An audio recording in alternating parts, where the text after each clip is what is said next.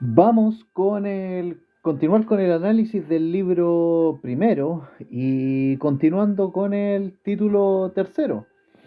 El título tercero del libro primero del Código Procesal Penal habla sobre la acción penal. Este título tercero del libro primero consta de dos párrafos.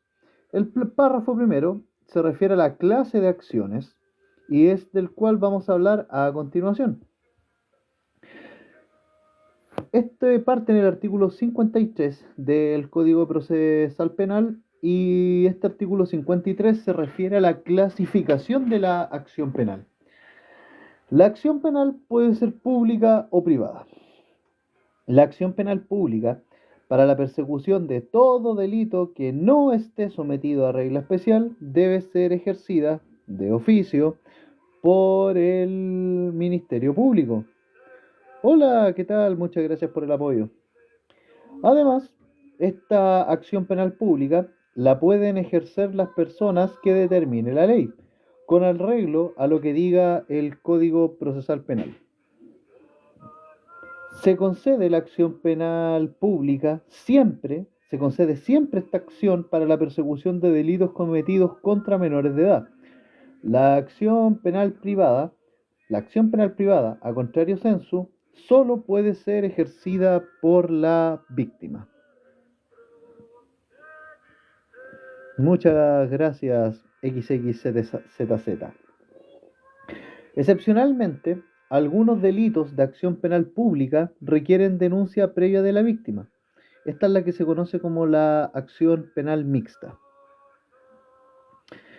Bueno, continuando, el artículo 54 del Código Procesal Penal habla de los delitos de acción pública previa instancia particular o acción penal mixta. No puede procederse de oficio, no puede procederse de oficio sin que, al menos, el ofendido haya denunciado el hecho a la justicia, al Ministerio Público o a la policía.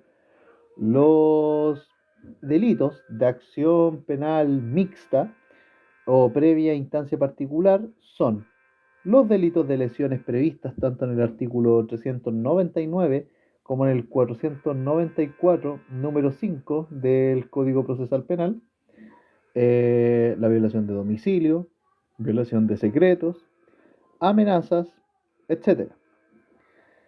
A falta del ofendido por el delito, puede denunciarse el hecho por su cónyuge o conviviente civil, ascendientes, descendientes, hermanos, adoptante o adoptado.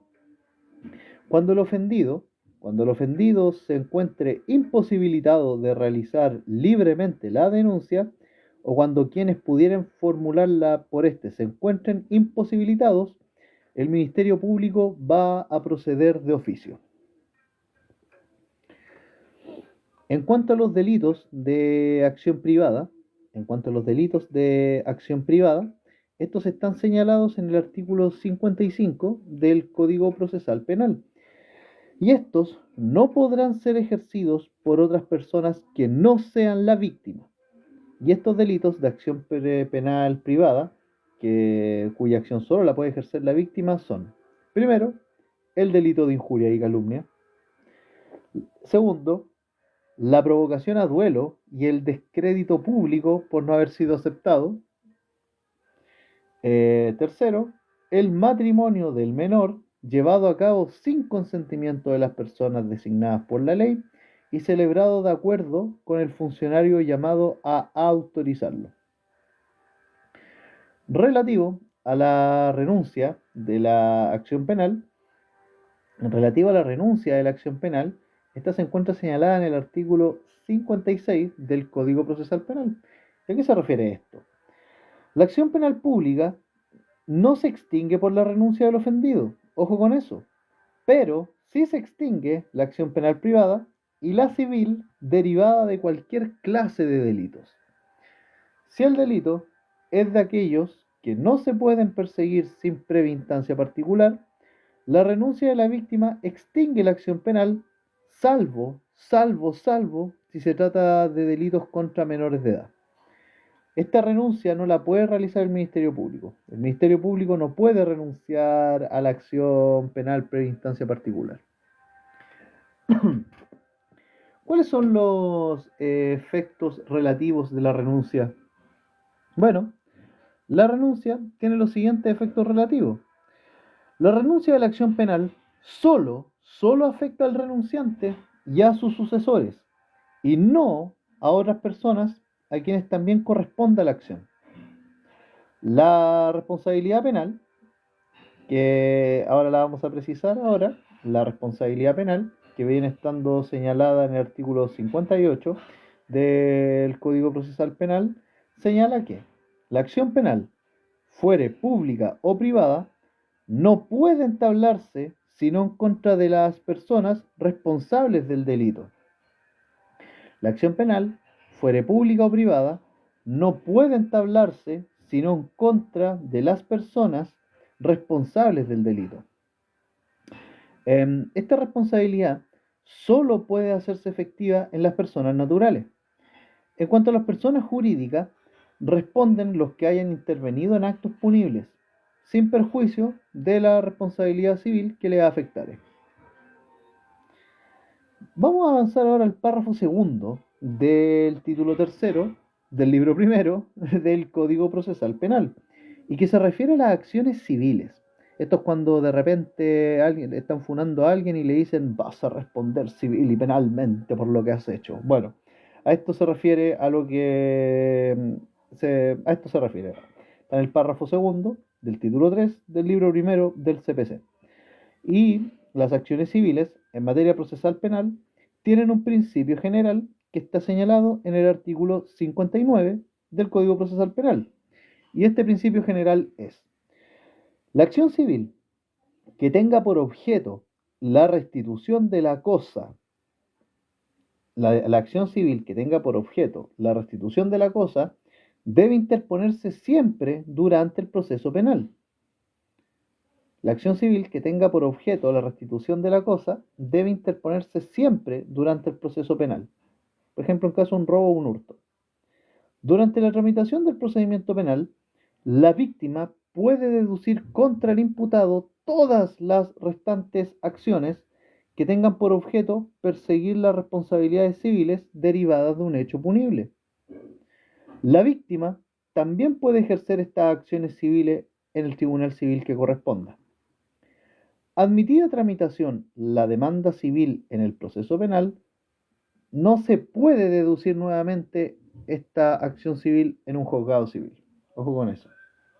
Entonces, el principio general de las acciones civiles dentro del proceso penal, que está en el párrafo segundo del título 3 del libro primero del Código Procesal Penal, señala que la acción civil que tenga por objeto la restitución de la cosa debe interponerse siempre durante el proceso penal. Durante la tramitación del proceso penal, la víctima puede deducir contra el imputado todas las restantes acciones que tengan por objeto perseguir las responsabilidades civiles derivadas del hecho punible. La víctima también puede ejercer estas acciones civiles en el tribunal civil que corresponda. Admitida tramitación la demanda civil en el proceso penal, no se puede deducir nuevamente en un juzgado civil. Ahora, tenemos una excepción a este inciso primero, que establece el principio general, que es: las otras acciones encaminadas a obtener la reparación de las consecuencias civiles de un hecho punible que interpusieren personas ajenas a la víctima o se dirijan contra personas ajenas al imputado, deben plantearse en el tribunal civil correspondiente de acuerdo a las reglas generales. Entonces, esta excepción viene a hablar que las otras acciones encaminadas a obtener la reparación de las consecuencias civiles de un hecho punible que interpusieren personas ajenas a la víctima o se dirijan contra personas ajenas al imputado, deben plantearse en el tribunal civil correspondiente de acuerdo a las reglas generales. La oportunidad para interponer la demanda civil dentro de un proceso penal es la siguiente.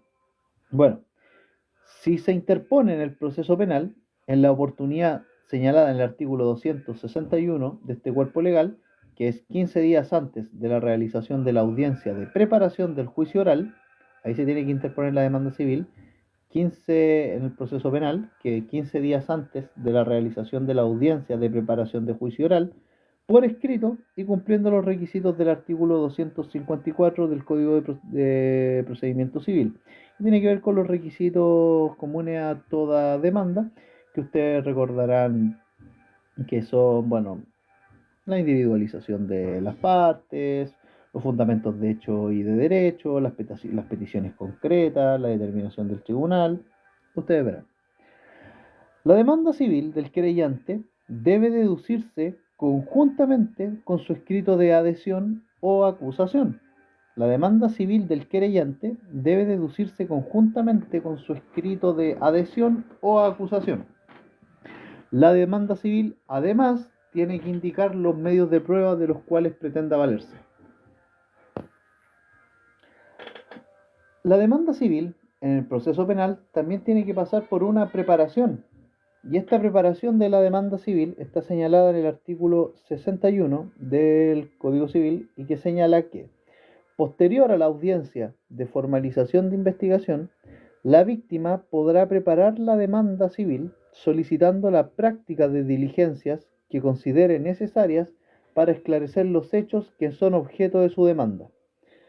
Posterior a la audiencia de formalización de la investigación, la víctima podrá preparar la demanda civil solicitando la práctica de diligencias que considere necesarias para esclarecer los hechos que son objeto de su demanda. Se puede también cautelar la demanda civil. Ojo con eso, se puede también cautelar la demanda civil. La preparación de la demanda civil interrumpe la prescripción. Ojo con eso. La preparación de la demanda civil interrumpe la prescripción. No obstante, si no se dedujere demanda civil en la oportunidad prevista, la prescripción se considera como no interrumpida. Ojo con eso. Vamos a hablar ahora de las actuaciones del demandado. Actuaciones del demandado. El demandado puede oponer las excepciones que correspondan y contestar la demanda civil hasta la víspera del juicio de la audiencia de preparación del juicio oral, sea por escrito o al inicio de dicha audiencia de forma verbal. Puede también señalar los vicios formales de los que adolezca la demanda civil, requiriendo su respectiva corrección. En su contestación, debe precisar cuáles son los medios probatorios de los que pretenda valerse. Entonces, la actuación del demandado en caso de una demanda civil que se presente durante la tramitación de un proceso penal son las siguientes. El demandado puede oponer las excepciones que correspondan y contestar la demanda civil hasta la víspera del inicio de la audiencia de preparación de juicio oral, por escrito o al inicio de dicha audiencia, de forma verbal. Puede también señalar los vicios formales de los que adolezca la demanda civil, requiriendo su corrección. En su contestación, debe precisar cuáles serán los medios probatorios de los que pretenda valerse.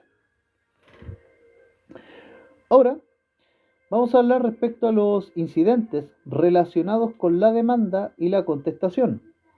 Incidentes relacionados con la demanda y la contestación que vienen a estar señalados en el artículo 63 del Código Procesal Penal. Todos los incidentes y excepciones deducidos con ocasión de la interposición o contestación de la demanda deben resolverse durante la audiencia de preparación de juicio oral. Todos los incidentes y excepciones deducidos con ocasión de la interposición o contestación de la demanda deben resolverse durante la audiencia de preparación de juicio oral. Vamos a hablar ahora respecto al desistimiento y abandono de esta demanda civil en sede penal. Bueno, la víctima puede desistirse de su acción en cualquier estado del procedimiento. La víctima puede desistirse de su acción en cualquier estado del procedimiento. Se considera abandonada la acción civil interpuesta en el procedimiento penal cuando la víctima no comparece de forma injustificada a la audiencia de juicio oral o a la audiencia de preparación del juicio oral. Entonces, la víctima puede desistirse en cualquier estado del procedimiento de su acción y se considera abandonada la acción civil interpuesta en el proceso penal cuando la víctima no comparece de forma injustificada a la audiencia de juicio oral o a la audiencia de preparación del juicio oral. ¿Cuáles son los efectos de la extinción de la acción civil en sede penal?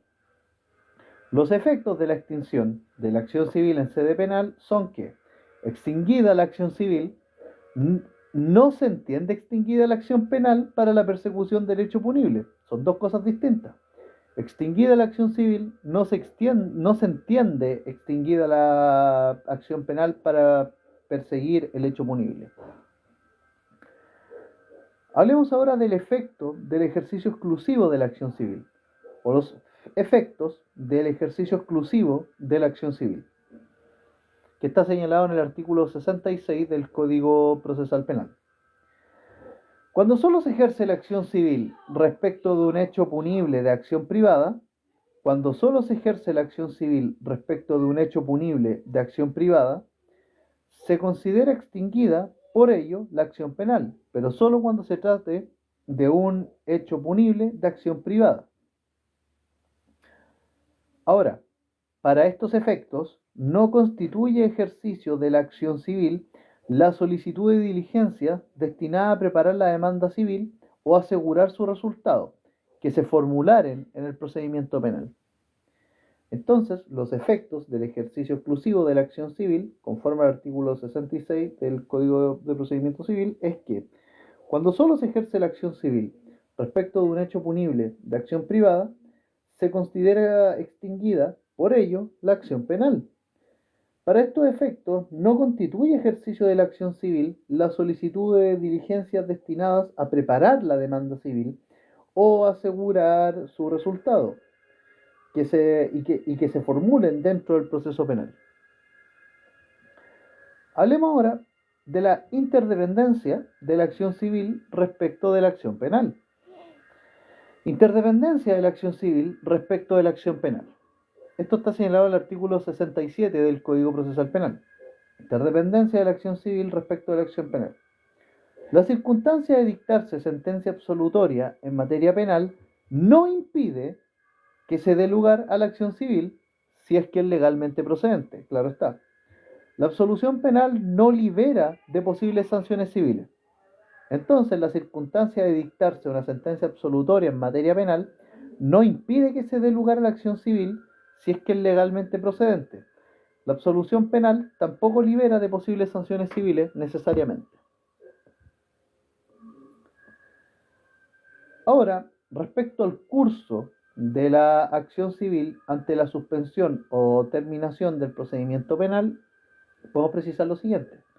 Este curso de la acción civil ante suspensión o terminación del procedimiento penal está señalada en el artículo 68 del Código Procesal Penal y señala que si antes de comenzar el juicio oral el procedimiento penal empieza a regularse conforme a las normas del procedimiento abreviado o por cualquier causa acaba o se suspende, sin decisión acerca de la acción civil deducida oportunamente, la prescripción continúa interrumpida siempre que la víctima presente su demanda ante el tribunal civil competente en el plazo de los 60 días siguientes a aquel en que, por resolución ejecutoriada, se disponga la suspensión o terminación del proceso penal. En este caso, la demanda y resolución que recaiga en ella se notifican por cédula y el juicio se somete a las normas del procedimiento sumario. Si la demanda no fuere deducida ante el tribunal civil competente dentro del plazo referido, la prescripción continúa corriendo como si nunca se hubiese interrumpido. Si en el procedimiento penal se hubieran decretado medidas destinadas a cautelar la demanda civil, estas se mantienen vigentes por el plazo de 60 días, desde que, contados estos 60 días, desde que, por resolución ejecutoriada, se disponga la suspensión o término del procedimiento penal. Transcurrido este plazo de 60 días, se quedarán sin efecto estas medidas que están destinadas a cautelar la demanda civil. Transcurrido este plazo de 60 días, se quedan sin efecto si es que solicitadas oportunamente, el Tribunal Civil no las mantiene. Ahora, si iniciado el juicio oral se dicta sobreseimiento, el tribunal debe continuar con el juicio para el solo conocimiento y fallo de la cuestión civil. Bien, eso respecto al título 3 del libro primero del Código Procesal Penal. Ahora vamos a referirnos al título cuarto del libro primero del Código Procesal Penal. Este es uno de los capítulos más largos, quizá uno de los más densos, pero uno de los más necesarios y que tengan claro de que clavado va a hacer pregunta de examen de grado. Hola Capriz, bienvenida. Muchas gracias por unirte a este repaso. Y Noisy, muchas gracias por suscribirte a este pequeño proyecto. Ya, vamos a hablar de los sujetos procesales. A modo de introducción, esta sección será más breve por algunos motivos. Hay normas que son más prácticas y más preguntables que otras para efectos de preparación de examen de grado. En este sentido, intercalaré en los siguientes minutos tanto contenido del Código Procesal Penal como de mis apuntes de clase del módulo Derecho Procesal Penal, el cual cursé en mi pregrado con la fiscal adjunta de la ciudad de Talca, doña Marcela Moreno, que realiza clases en la Universidad de Talca, mi alma mater, una docente muy práctica y cuyo enfoque en clase y pruebas fue siempre útil para entender esta materia. Por lo demás, esta sección no tiene ninguna pretensión de que ustedes abandonen su espíritu autodidacta en su estudio, tanto para el módulo o como para pasar el ramo. De todas maneras, la estructura que les presento a continuación es la siguiente: base y bosquejo de apunte de clase y en complemento lo que estipula el Código Procesal Penal. Buenas tardes, Capriz.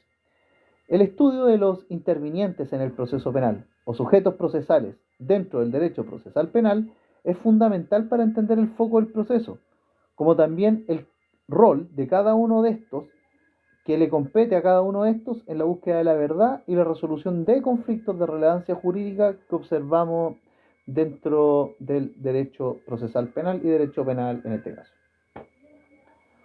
Bien, partamos entonces con el párrafo primero del título cuarto del del libro primero del Código Procesal Penal y que se refiere al tribunal.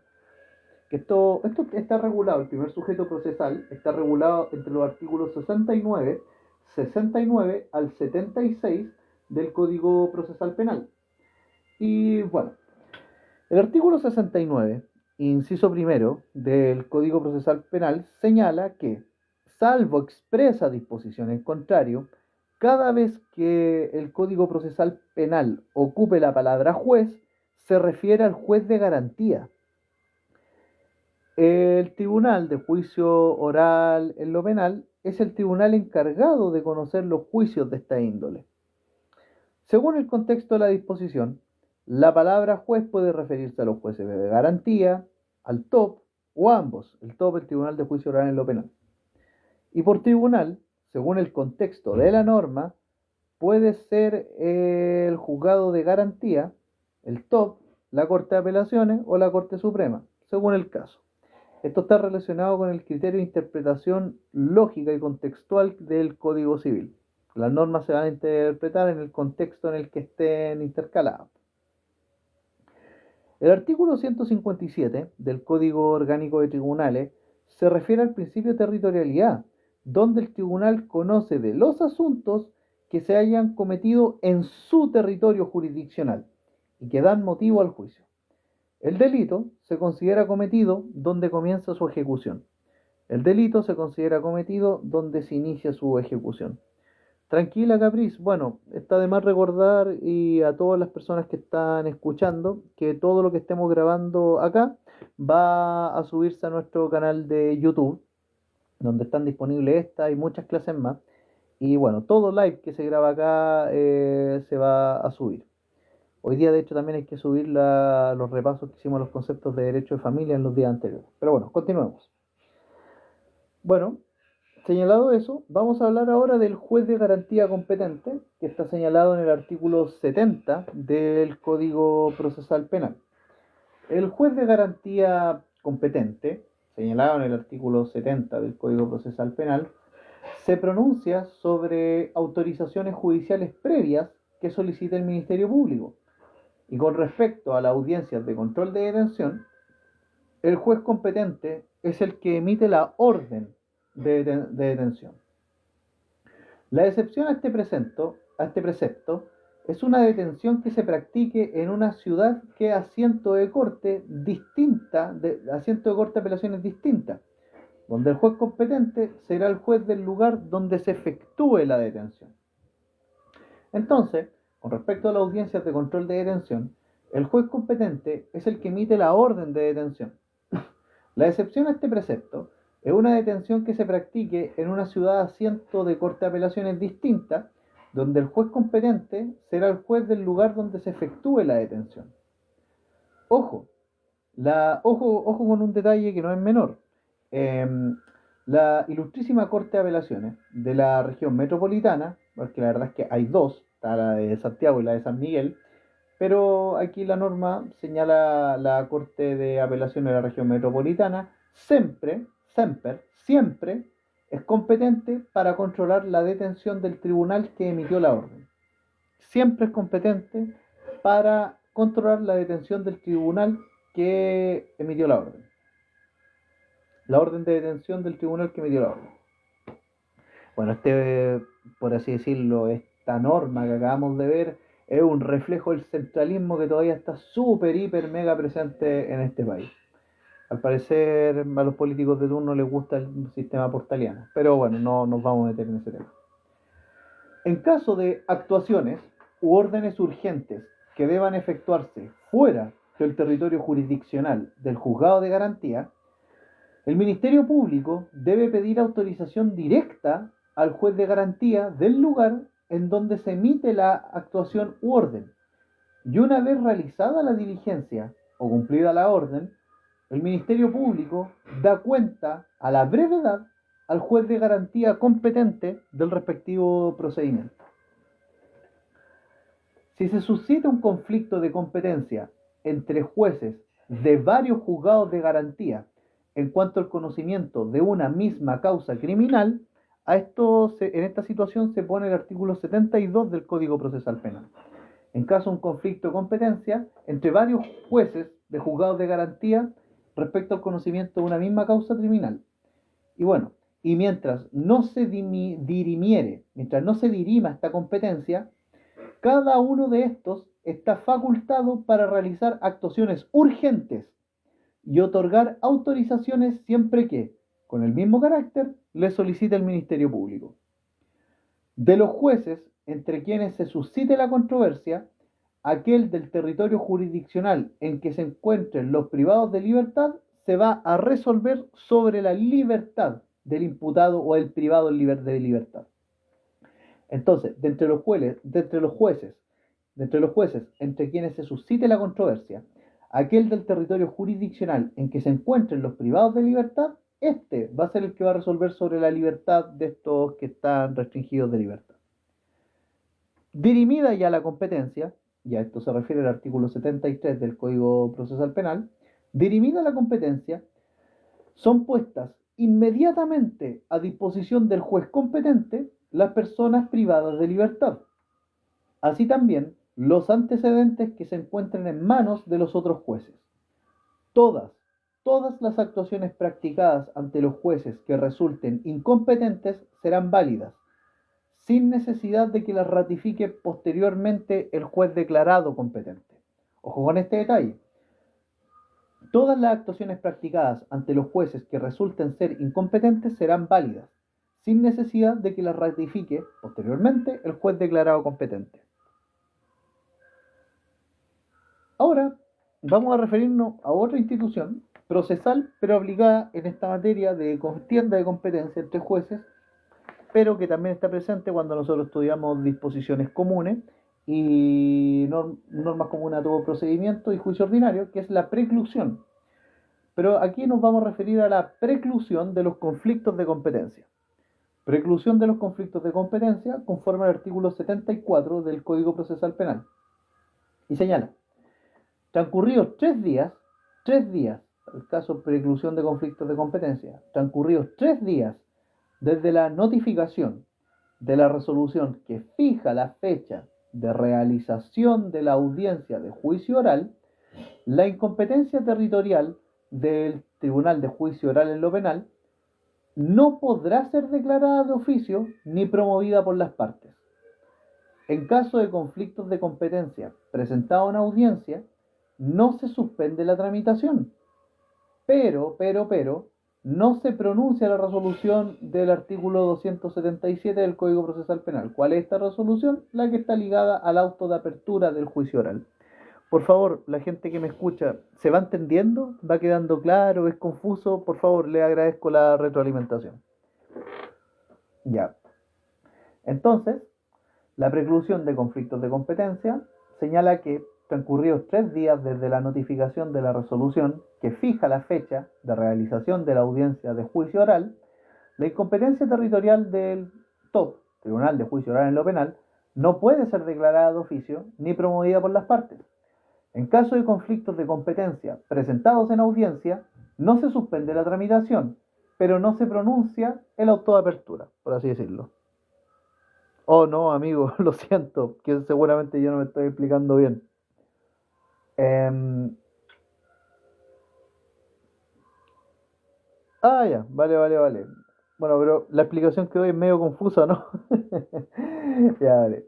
Vamos ahora con la inhabilitación del juez de garantía. ¿Cuándo se puede inhabilitar un juez de garantía? Bueno, a esto se refiere el artículo 75 del Código Procesal Penal. Planteada la inhabilitación de este, el que debe subrogarlo conforme a ley debe continuar conociendo en todos los trámites anteriores a la audiencia de preparación de juicio oral, lo que no se va a realizar hasta que se resuelva la inhabilitación.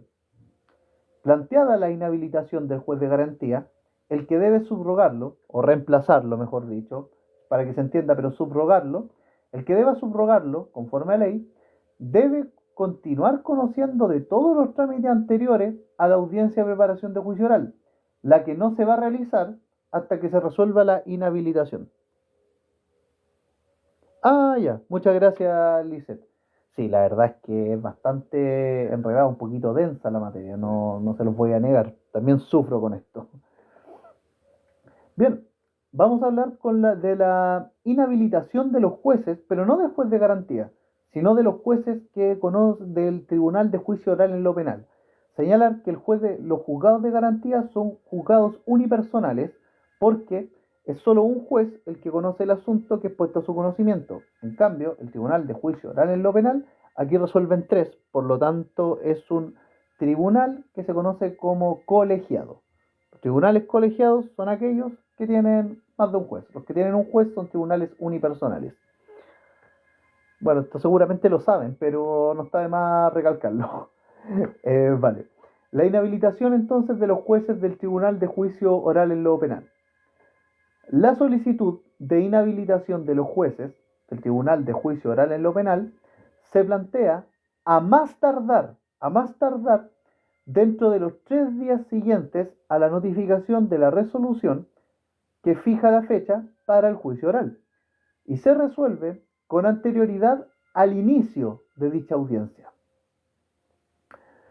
Entonces, la solicitud de inhabilitación de los jueces del TOP, Tribunal de Juicio Oral en lo Penal, se plantea a más tardar dentro de los 3 días siguientes a la notificación de la resolución que fija fecha para el juicio oral y se resuelve con anterioridad al inicio de dicha audiencia. Cuando los hechos constituyen causal de implicancia o recusación, llegan a conocimiento de una parte y llegan a conocimiento de una parte con posterioridad al vencimiento del plazo previamente señalado y antes del juicio oral, el incidente se debe promover al iniciarse la audiencia de juicio oral. Bien, entonces, cuando los hechos constituyen causal de implicancia o recusación y llegan a conocimiento de una parte con posterioridad al vencimiento del plazo previamente señalado y antes del juicio oral, este incidente de implicancia de recusación se promueve al iniciarse la audiencia de juicio oral. Con posterioridad al inicio de la audiencia de juicio, no pueden deducirse incidentes relativos a la inhabilitación de jueces que integren el tribunal. Pero, si cualquier juez advierte un hecho que pueda constituir inhabilidad, el tribunal puede declarar la inhabilidad de oficio.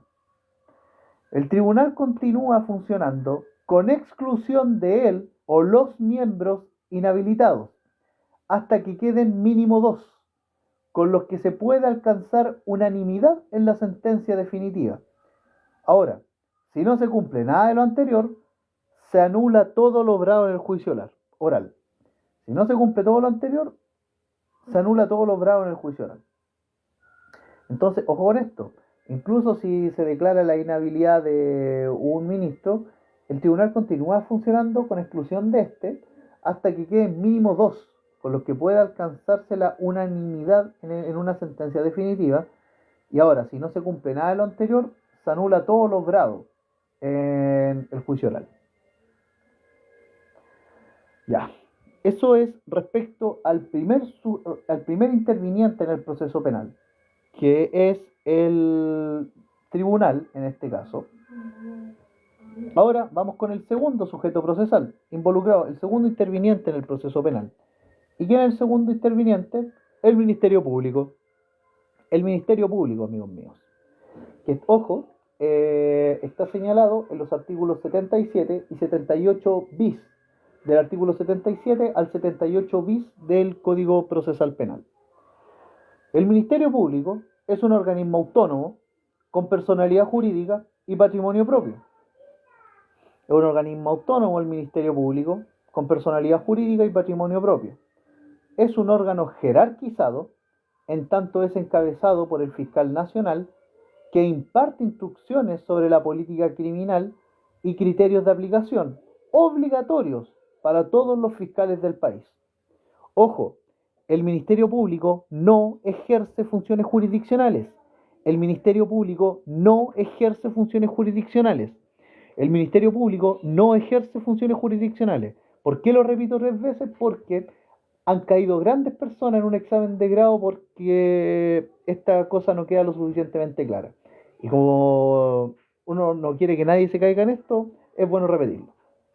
Bueno, el Ministerio Público dirige de forma exclusiva la investigación de hechos constitutivos de delitos que determinen o la participación punible o la inocencia de un imputado por un delito.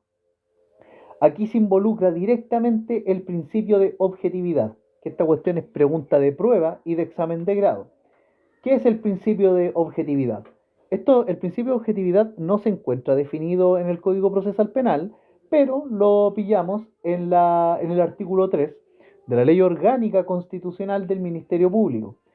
Y el principio de objetividad, que está señalado en el artículo 3 de la Ley Orgánica del Ministerio Público, señala que es el siguiente. En el ejercicio de su función, los fiscales del Ministerio Público adecuarán sus actos a un criterio objetivo, velando únicamente por la correcta aplicación de la ley. De acuerdo con este criterio objetivo, deberán investigar con igual celo no solo los hechos y circunstancias que funden o agraven la responsabilidad del imputado, sino también los que le eximan de ella, la extingan o la atenúen.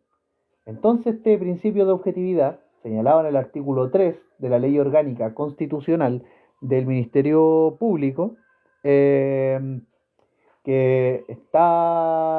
no está en el Código Procesal Penal, se entiende como que en el ejercicio de su función, los fiscales del Ministerio Público adecuarán sus actos a un criterio objetivo, velando únicamente por la correcta aplicación de la ley. De acuerdo con ese criterio, deberán investigar con igual celo no solo los hechos y circunstancias que funden o agraven la responsabilidad del imputado, sino también las que lo eximan, extinguen o atenúan.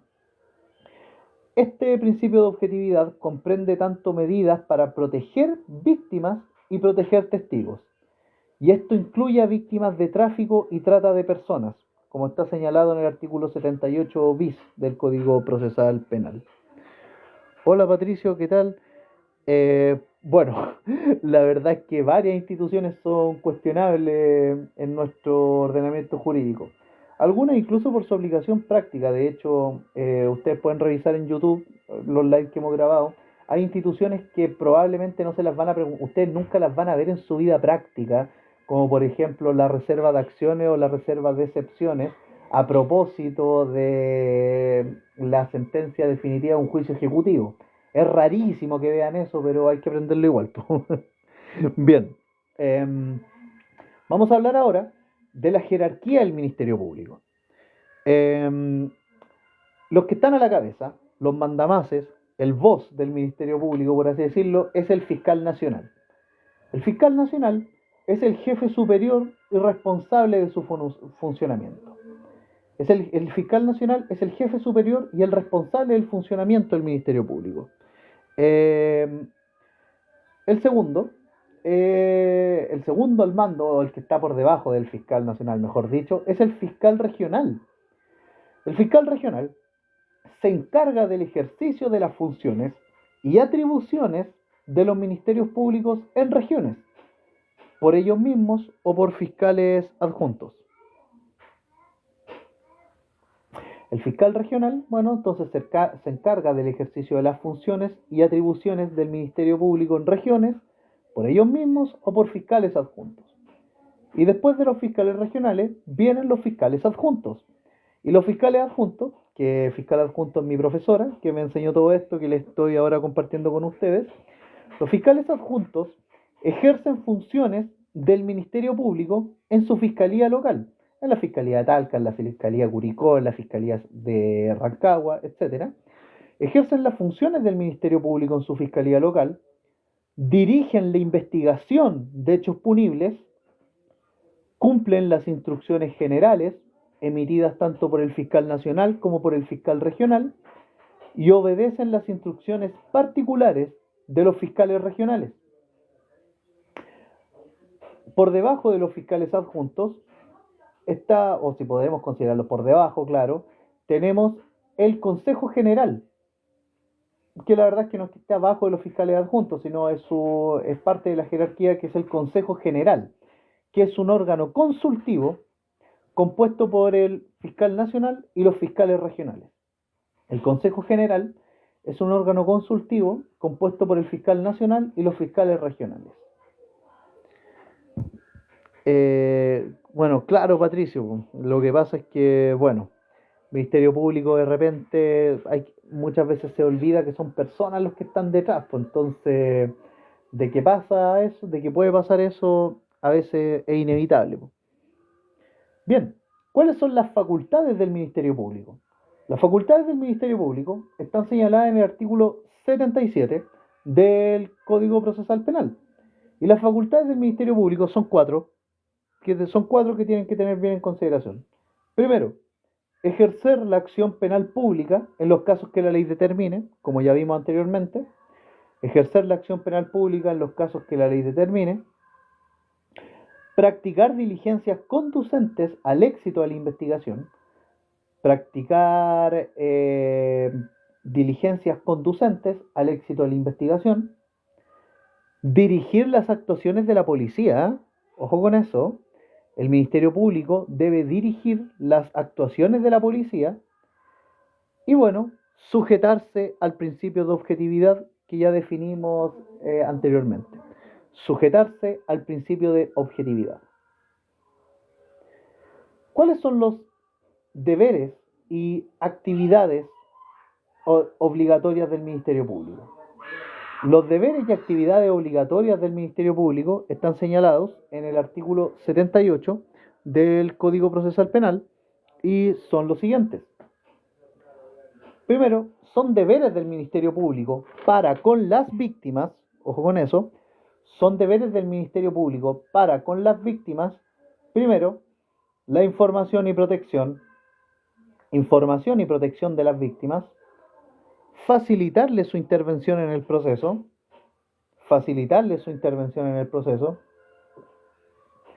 evitar o disminuir cualquier perturbación que sufran en el mismo. Y evitar o disminuir cualquier perturbación que sufran en el mismo. Entonces, los deberes del Ministerio Público para con las víctimas son el deber de información y protección, facilitar su intervención en el proceso, evitar o disminuir cualquier perturbación que sufran en el mismo. Y ojo, son actividades, son actividades obligatorias del Ministerio Público. Actividades obligatorias del Ministerio Público en favor de las víctimas, las siguientes. Primero, informarles acerca del procedimiento, el curso y los resultados y de los derechos que éstas tienen. También ordenar medidas de protección que correspondan, informarles de eventuales indemnizaciones y formas de remitir antecedentes al órgano del Estado encargado y escucharlas antes de suspender o terminar cualquier causa. Entonces, las actividades obligatorias del Ministerio Público en favor de las víctimas son informar a estas del procedimiento, su curso y resultados, como también de sus derechos, ordenar medidas de protección, informarles de eventuales indemnizaciones y formas de remitir antecedentes al órgano del Estado encargado y escucharla antes de suspender o terminar cualquier causa.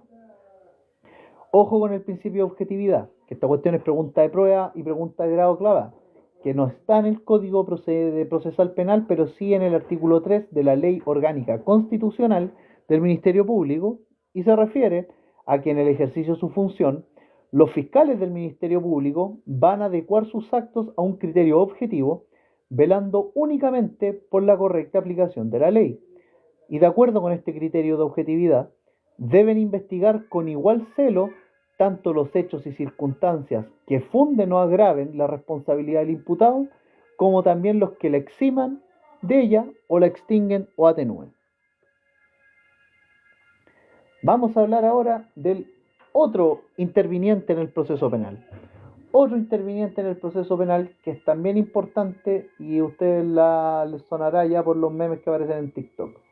Es la policía. La policía es el otro interviniente en el proceso penal y está señalado en el párrafo 3 del título cuarto del libro primero del Código Procesal Penal. Ojo, si en el concreto está este tercer interviniente en el proceso penal, que es la policía, está regulado tanto del artículo 79 al artículo 92 del Código Procesal Penal. Artículo 79 al artículo 92 del Código Procesal Penal.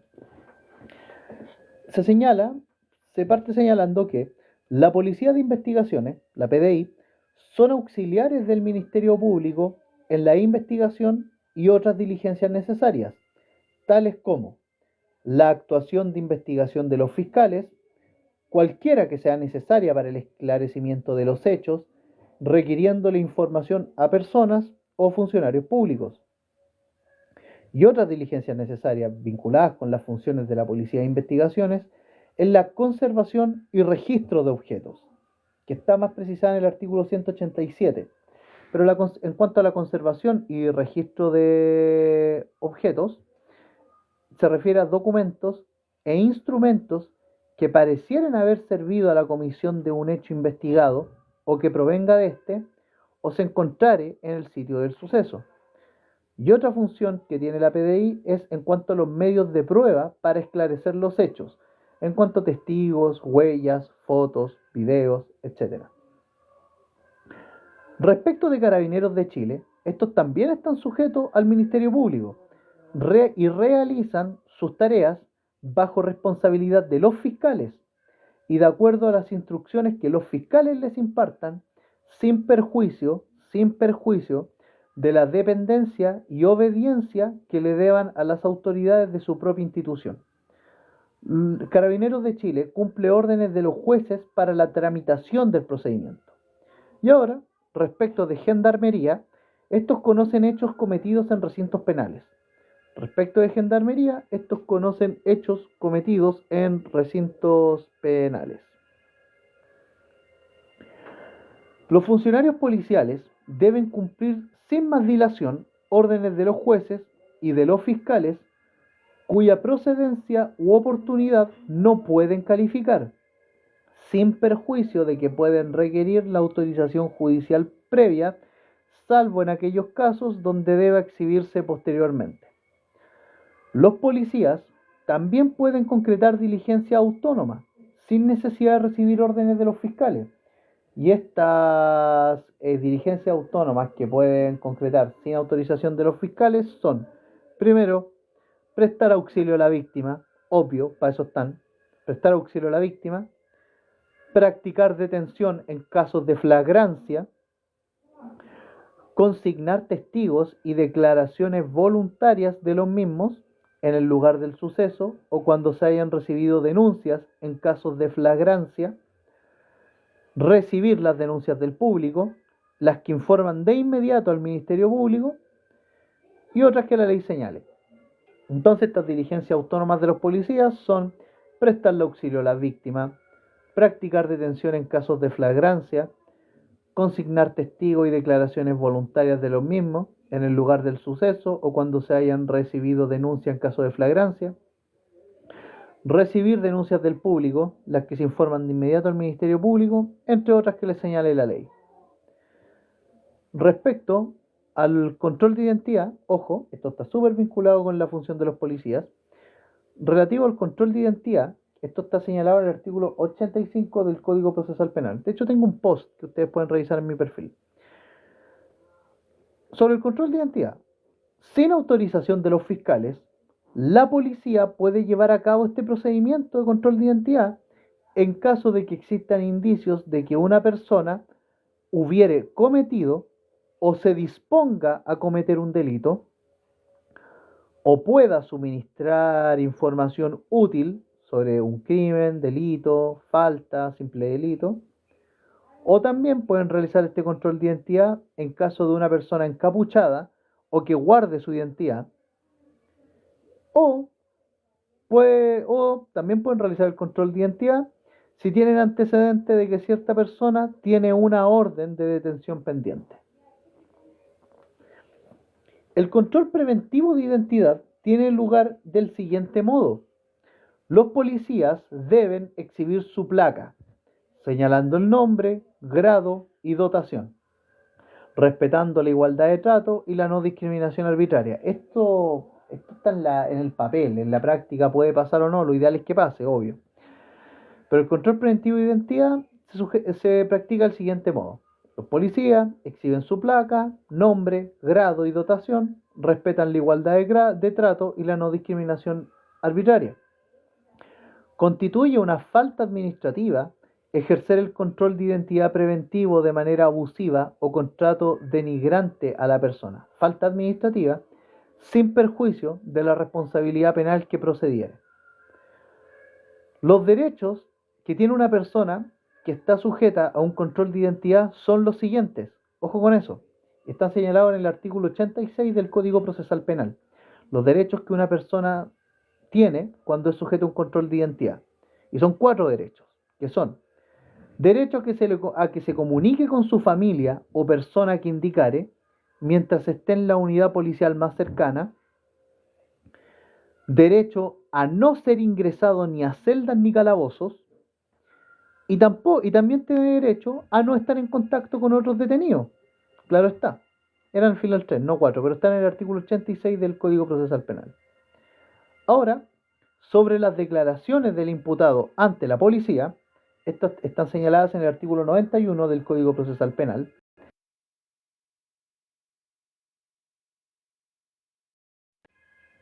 Respecto a las declaraciones del imputado ante la policía, bueno, la policía solo puede interrogar al imputado frente a su defensor. Y si el defensor, abogado defensor, no está, se limita a constatar la identidad del sujeto. ¿Ok? En ausencia del defensor, y si el imputado quiere declarar, se hace todo lo posible para que lo haga ante el fiscal. Si esto aún no es posible, bajo la responsabilidad del fiscal, ojo, bajo la responsabilidad del fiscal y con autorización de este, la policía le puede tomar la declaración. Pero si quiere el detenido para que le hagan un control de identidad, puede guardar silencio. Ahora, un último punto es que el defensor puede incorporarse en cualquier momento de la diligencia sobre las declaraciones del imputado. Ojo con eso. Si estábamos hablando de las declaraciones del imputado ante la policía, entonces que la policía puede interrogar al imputado frente a su defensor, y si este no está, entonces se limita a constatarle la identidad. En ausencia del defensor, si el imputado no quiere declarar, no lo hace, pero si quiere declarar, la policía hace todo lo posible para que pueda estar presente el fiscal. Y si el fiscal no está, no es posible que esté, entonces, bajo la responsabilidad del fiscal y con su autorización, la policía le puede tomar la declaración.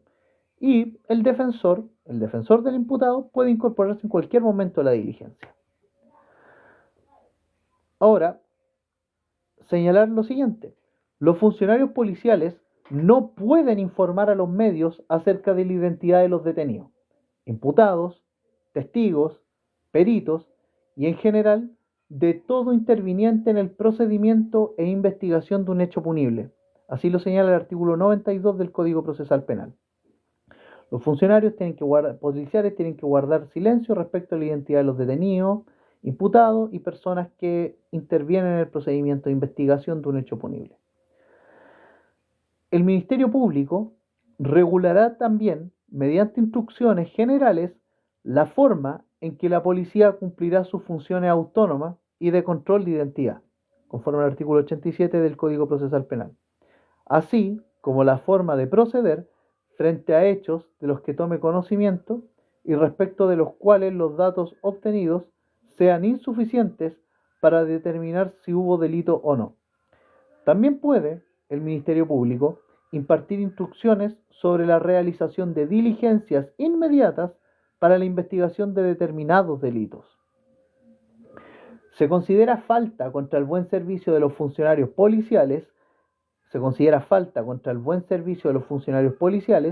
el incumplimiento de las instrucciones impartidas por los fiscales hacia los policías, lo que dará lugar a las responsabilidades administrativas que correspondan conforme al artículo 87 bis del Código Procesal Penal. El Ministerio Público le puede requerir en cualquier momento los registros de actuación a la policía. Ojo con eso. Se puede practicar el examen de vestimentas que lleve el detenido, su equipaje o el vehículo que conduzca. Según el artículo 89 del Código Procesal Penal, se puede practicar el examen de vestimentas que lleve el detenido, equipaje que porte o vehículo que conduzca. Y para practicar el examen de vestimenta, se comisiona a personas, funcionarios policiales del mismo sexo o género del imputado. Ojo con eso. Y se guardan todas las consideraciones necesarias para la correcta ejecución de la diligencia. Si la detenida es mujer, entonces el funcionario policial encargado de practicar el examen de vestimenta tiene que ser una funcionario policial mujer. Si es hombre, un funcionario policial hombre. Vamos ahora a hablar de otro interviniente en el proceso penal, y este suscita especial interés porque es el imputado. El imputado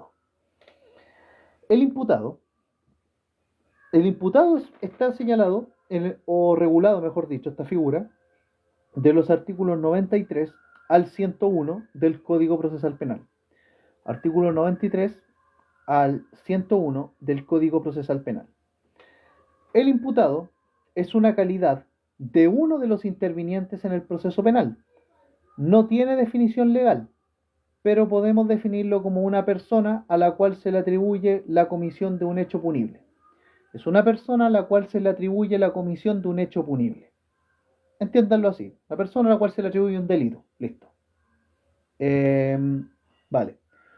Todo imputado tiene facultades, derechos y garantías, aunque mucha gente crea que no, pero todo imputado, toda persona a la que se le atribuye la comisión de un delito, tiene facultades, derechos y garantías que le reconoce tanto la Constitución, el Código Procesal Penal y otras leyes, y que los puede hacer valer desde la primera actuación del procedimiento hasta la ejecución de la sentencia o terminación del proceso.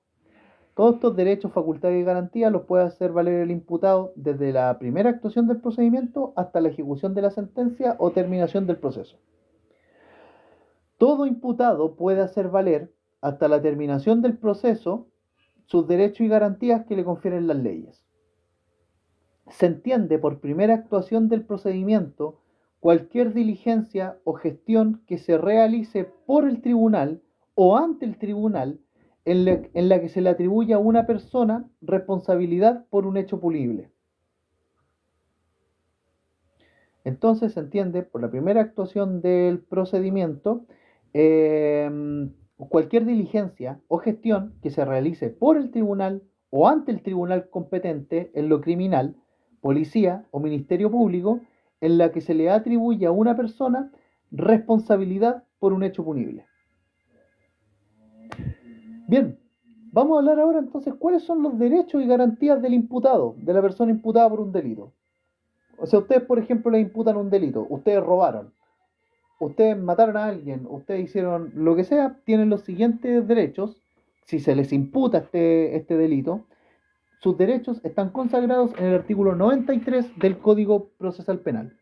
Artículo 93 del Código Procesal Penal establece los derechos y garantías del imputado, que los vamos a ver a continuación.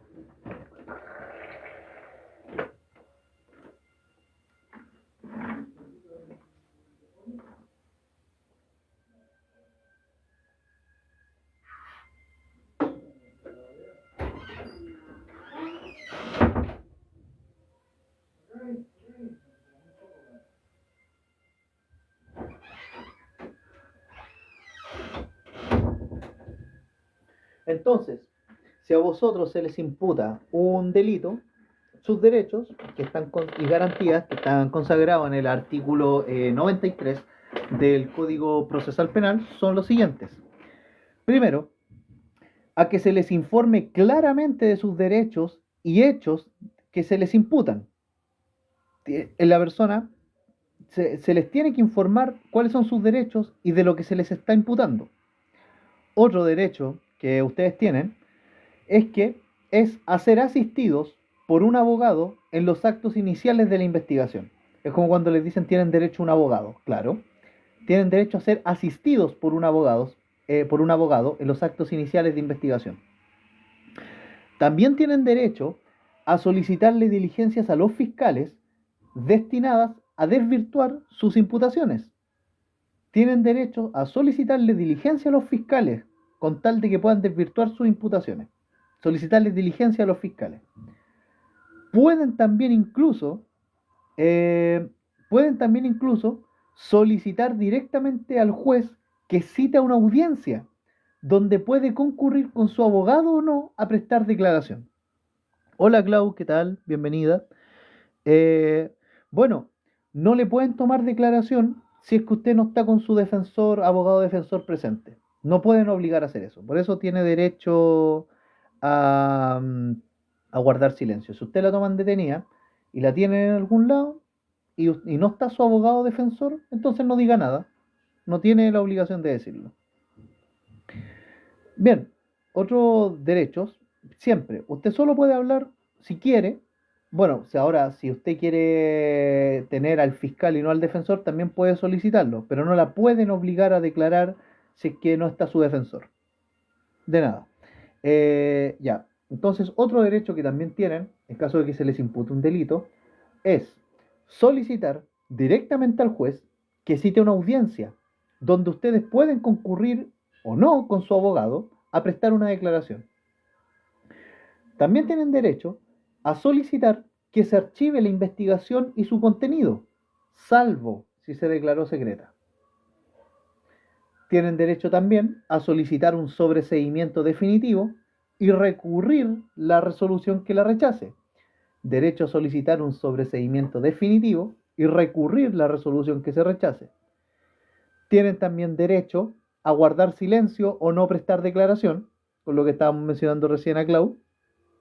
Tienen derecho a guardar silencio o no prestar declaración. Tienen también derecho a no ser sometidos ni a torturas ni a tratos crueles. Es una cuestión que parece obvio, pero tiene que estar consagrado. Tienen derecho a no ser sometidos a torturas ni a tratos crueles.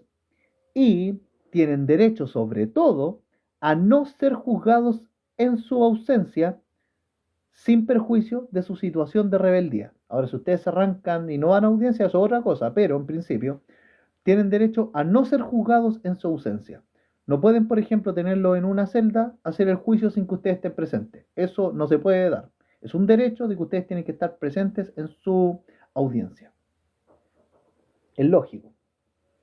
Pero hace 700 años atrás no era tan así. Entonces pónganse en ese escenario. Ahora, el imputado también tiene otros, el imputado que está privado de libertad. O sea, si ustedes ya están privados de libertad, por ejemplo, están con una prisión preventiva, también tienen derecho de garantía. Ojo con eso. Si ustedes están privados de libertad, como por ejemplo una prisión preventiva o arresto domiciliario, también tienen derecho y garantía. ¿Y cuáles son estos derechos y garantías que ustedes tendrían? Bueno, primero, que se les explique claramente el motivo por el que están privados de libertad, salvo si los cachan en delito flagrante, po. Pero si no es delito flagrante, tienen derecho a que se les explique claramente el motivo de por qué están privados de libertad, sea con arresto domiciliario, sea con prisión preventiva. Otro derecho que tienen es que el funcionario a cargo de su detención les informe de sus derechos. El funcionario que se encarga de practicarles su detención tiene que informarles cuáles son sus derechos. Otro derecho que tienen es que es ser conducidos sin demora al tribunal que ordena su detención. O sea, no los pueden tener en el retén móvil, por así decirlo, 4 o 5 horas, sino que tienen que ser conducidos sin mayor demora al tribunal que ordenó su detención. Otro derecho que tienen es a solicitarle al tribunal que les conceda su libertad. Obvio, pueden solicitarle al tribunal que les conceda su libertad, tienen derecho a solicitarlo. Otro derecho es que el encargado del registro de detención les informe a su familia o a X personas de su detención y causas de la misma. Esto es para no dejarlos angustiados. Tienen derecho a que el encargado que los detiene le informe a vuestras familias sobre su detención y sus causas. Y también tienen derecho irrenunciable a entrevistarse previamente con su abogado, en resguardo de las medidas de orden y seguridad del recinto. Nadie les puede impedir eso. Tienen derecho también a tener a sus expensas, o sea, a su costo, comodidades en el recinto de detención. Nadie les tendría que privar tener, por ejemplo, una mantita o un colchón. Y también tienen derecho, desde luego, a recibir visitas y comunicarse por escrito o cualquier medio. Tienen derecho a recibir visitas y comunicarse por escrito o cualquier otro medio. Vamos a hablar ahora de la declaración del imputado como medio de defensa. Esto está señalado en el artículo 98 del Código Procesal Penal. Declaración del imputado como medio de defensa. En cualquier tipo o en cualquier etapa del procedimiento, el imputado tiene derecho a prestar declaración como medio de defensa. La declaración judicial del imputado se prestará en audiencia, en presencia de todos los intervinientes del proceso citados para tal efecto. La declaración del imputado tiene que considerar lo siguiente. Si solicita práctica de diligencias al juez, el imputado o su abogado defensor, éste recomendará al Ministerio Público que las realice cuando lo considere necesario para el ejercicio de la defensa o el principio o aplicación del principio de objetividad. No podrá recibirse bajo juramento la declaración del imputado. No podrá recibirse bajo juramento la declaración del imputado. ¿Cómo esto pueden decir ustedes? Aquí el juez o presidente del tribunal se limita a exhortarlo a que diga la verdad, siendo claro y conciso en su respuesta. O al menos eso es lo que se espera del imputado, propiamente tal. En caso de que el imputado no hable castellano, o sea, sordo-mudo, se procede a tomar declaración por medio de intérprete. Ahora hablaremos del caso del imputado rebelde. ¿Quién es el imputado rebelde? Bueno, señalar que se será declarado como tal un imputado un imputado será declarado rebelde cuando, decretada judicialmente su detención o prisión preventiva, no fuere habido. Ahí se va a declarar rebelde al imputado. Cuando decretada judicialmente su detención o prisión preventiva, no fuere habido. O bien, habiéndose formalizado la investigación en su contra, habiéndose formalizado la investigación contra el que esté en país extranjero, no fue posible conseguir su extradición, mejor dicho. Entonces, el caso de que un imputado va a ser declarado rebelde será, primero, cuando decretada judicialmente su detención o prisión preventiva no fuera habido, o habiéndose formalizado la investigación contra el que esté en un país extranjero, no fuere posible conseguir su extradición. Respecto a la declaración de rebeldía del imputado, esta será pronunciada por el tribunal ante el cual deba comparecer. Los efectos de la declaración de rebeldía del imputado, están señalados en el artículo 101 del Código Procesal Penal. Hola, don Robert, buenas tardes. Los efectos de la rebeldía están en el artículo 101 del Código Procesal Penal y son 5. ¿Y cuáles son estos efectos de la rebeldía? Primero, que una vez declarada la rebeldía, las resoluciones que se dicten en el procedimiento se tienen por notificadas al rebelde en la forma que se pronuncian. Segundo efecto, es que la investigación no se suspende por la declaración de rebeldía. El procedimiento continúa hasta la audiencia de preparación de juicio oral, en la que se puede sobreseer definitiva o temporalmente de acuerdo al mérito de lo obrado. Tercer efecto es que si la declaración de rebeldía se produce durante la etapa de juicio oral, el procedimiento se sobresee temporalmente hasta que el imputado comparezca o fuere habido. Cuarto, el sobreseimiento afecta solo al rebelde y el procedimiento continuará respecto de otros imputados presentes. Entonces, los otros efectos que habíamos visto es que si la declaración de rebeldía se produce durante la etapa de juicio oral, el procedimiento se sobresee temporalmente hasta que el imputado compareciere o fuere habido. Y el sobreseimiento temporal afecta solo al rebelde y el procedimiento continuará respecto de los otros imputados presentes.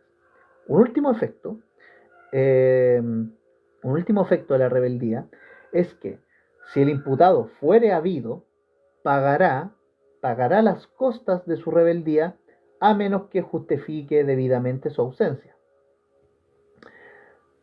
En cuanto al amparo, el recurso de amparo o acción de amparo que se presenta ante el juez de garantía, esto está señalado en el artículo 95 del Código Procesal Penal. Y este amparo ante el juez de garantía implica que todo individuo privado de libertad tiene derecho a ser conducido sin demora ante el juez de garantía, con el objeto de que el juez de garantía analice la legalidad de su privación de libertad y las condiciones en las que éste se encuentra. El juez puede ordenar la libertad del afectado u otras medidas procedentes. El abogado de la persona privada de libertad, sus parientes u otras personas a nombre de éste pueden solicitar al juez que el detenido sea llevado a su presencia. Ojo con eso. El abogado de la persona privada de libertad, los parientes u otras personas a nombre de éste pueden solicitarle al juez que el detenido sea llevado a su presencia. Cualquier privación de libertad ordenada por resolución judicial puede ser impugnada conforme a los medios procesales que correspondan en relación con el artículo 21 de la Constitución Política de la República de Chile. Bien, eso respecto al imputado. Ahora vamos a referirnos a otro interviniente en el proceso penal, y este interviniente es la defensa. la defensa. La defensa, y después de la defensa vamos a estudiar a otro interviniente en el proceso penal, que es la víctima. Es importante considerar todos estos temas porque, bueno, yo entiendo que puede ser un poquitito denso, pero conocerlos, el proceso penal es súper relevante, máxime si a ustedes les puede gustar el derecho penal. Bien, vamos con este otro interviniente en el proceso penal, que es la defensa. La defensa está regulada en 5 artículos que van desde el artículo 102 al artículo 107 del Código Procesal Penal. No, en realidad son 6, pero ya, bueno, no importa. Está regulado del artículo 102 al 107. Ahí está regulada la defensa como otro sujeto que interviene en el proceso penal. Bueno, la defensa se consagra en el artículo 102 del Código Procesal Penal y es el derecho del imputado a designar libremente un defensor de confianza desde la primera actuación del procedimiento hasta la completa ejecución de la sentencia. Si no tiene un defensor de confianza, el juez le va a designar uno antes de la primera audiencia. Entonces la defensa se consagra en el artículo 102 del Código Procesal Penal y es el derecho del imputado a designar libremente un defensor de confianza desde la primera actuación del procedimiento hasta la completa ejecución de la sentencia. Si no tiene un defensor, entonces el juez le designa uno al imputado antes de la primera audiencia. Si el imputado quiere defenderse personalmente, el tribunal lo va a autorizar, siempre que no altere esto, siempre que no altere ni afecte la eficacia de su defensa. En caso contrario, el juez le designa un defensor letrado, sin perjuicio de poder plantear sus alegaciones. De todas maneras, siempre va a ser escuchado. Los efectos de la ausencia del defensor en cualquier actuación en que la ley exija expresamente su participación, acarrea la nulidad de la misma. Ojo con eso. Los efectos de la ausencia del abogado defensor en cualquier actuación en que la ley exija expresamente su participación, acarrea la nulidad de esta actuación, conforme al artículo 103 del Código Procesal Penal.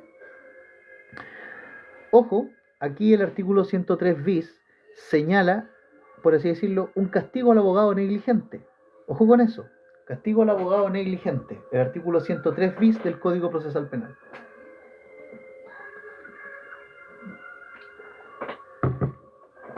Que bueno, en realidad, a lo que se refiere es a sanciones al abogado defensor que no asiste o abandona a la audiencia injustificadamente.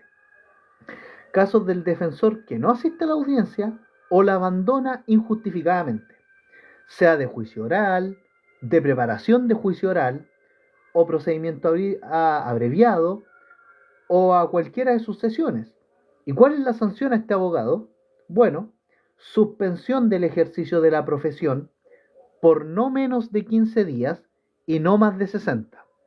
O sea, le pueden suspender el ejercicio de la profesión a un abogado que no asiste o abandona la audiencia sin justificación entre 15 a 60 días.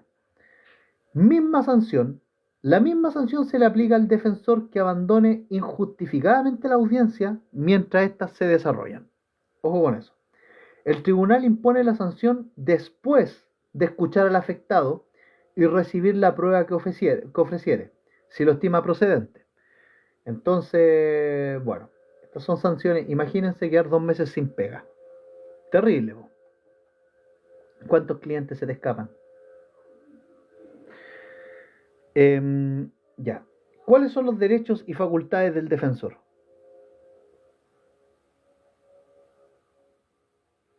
Sí, derechos y facultades del defensor. Hola Brian, bueno, yo todavía no soy abogado, pero muchas gracias por la confianza. Soy un egresado de Derecho que prepara su grado. Y si dos familiares están peleando y a uno le dio un infarto, uff, las circunstancias del caso, amigo, circunstancias del caso, ojo con eso, porque depende si acaso la persona a la que pudo haber provocado el infarto sabía de la condición, si esta cuestión fue fortuita, uff, ojo con eso. ¿Qué tipo de pelea? Si era verbal, si era física, hay que determinarlo. Bueno, vamos con los derechos y facultades del defensor conforme al artículo 104 del Código Procesal Penal. ¿Cuáles son los derechos y facultades del defensor? Bueno, son las siguientes. Primero, bueno, el defensor puede ejercer todos los derechos y facultades que la ley le reconoce al imputado, a menos que expresamente se reserve su ejercicio a este último.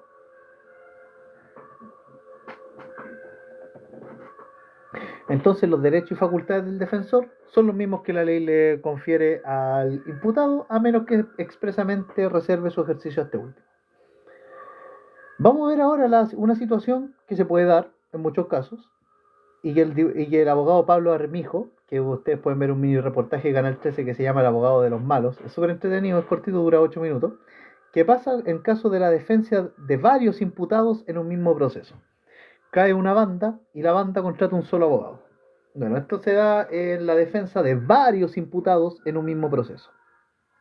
Artículo 105 del Código Procesal Penal. Código Procesal Penal.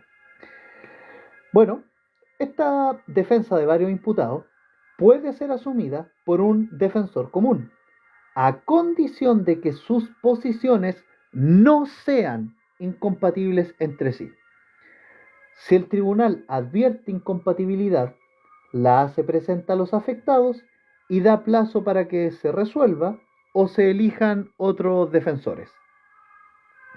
Vencido el plazo que dé el tribunal y si la incompatibilidad no se resuelve o no se designan nuevos defensores, el tribunal determina imputados sin defensor, determina que los imputados están sin defensor y procede a nombrarles uno.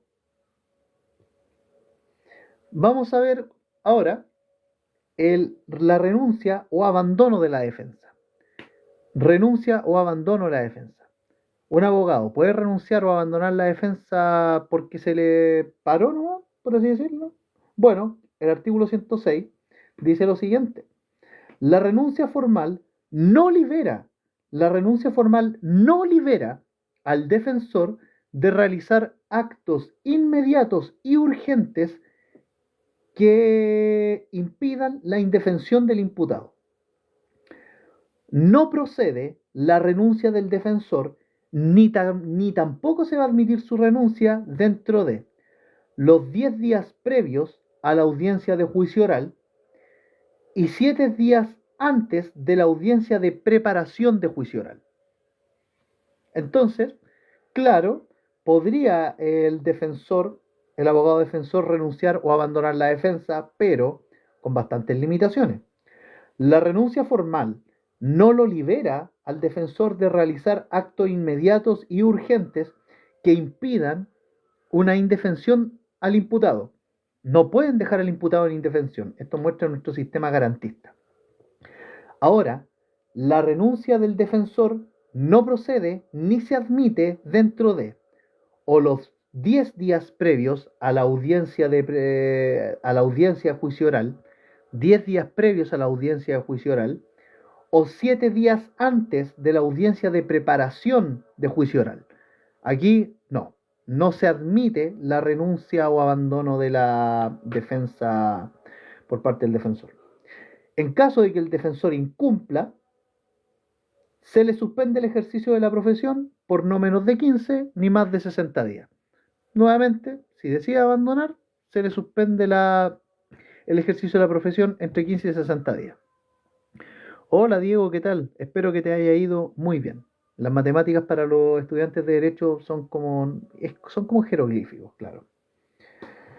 Bien, el imputado tiene todo el derecho de elegir posteriormente un defensor particular de confianza, pero esta nueva designación no tiene efecto hasta que este nuevo abogado defensor de confianza acepte el mandato y fije su respectivo domicilio. Bien, queda ahora el último, pero no menos importante, interviniente en el proceso penal, y este es la víctima. Bueno, y después queda el querellante. Creo que este live va a salir más largo de lo previsto, pero bueno, estamos dispuestos a asumir el costo de todo lo que quiere decir. Bueno, vamos a hablar de la víctima y posteriormente del querellante. No, ¿saben qué? Vamos a hacerlo ahora porque si no va a quedar demasiado largo y francamente vamos a hablar de la víctima y el querellante en otro live. Vamos a pausar unos 10 minutos y vamos a volver.